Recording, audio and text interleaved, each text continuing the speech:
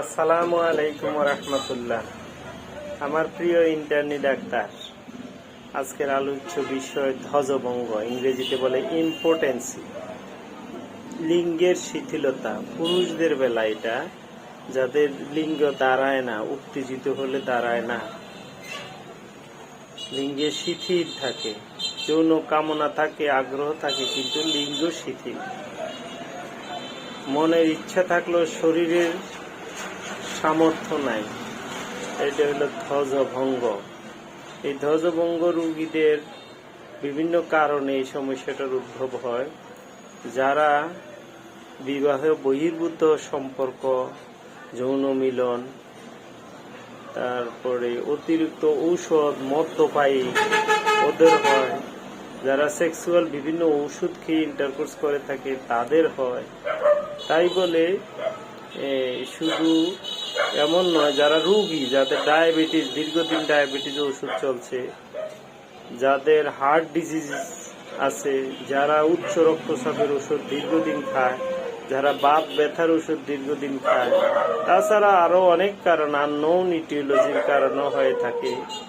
যাই এই ঔষধ হোমিওপ্যাথিতে এর সুন্দর চিকিৎসা রয়েছে।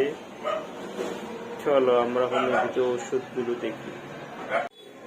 আমার প্রিয় ইন্টার্নি ডাক্তার, দেখো 694 পৃষ্ঠা, কেন্ট রেপার্টরি 6th এডিশনে এই যে জেনিটালিয়া মেল অধ্যায়, এই যে ইরেকশনস রুব্রিক, সাব রুব্রিক ট্রাবলসাম বা ইম্পোর্টেন্সি, এটা এই ওষুধগুলো, ফার্স্ট গ্রেডের ওষুধগুলো দেখো,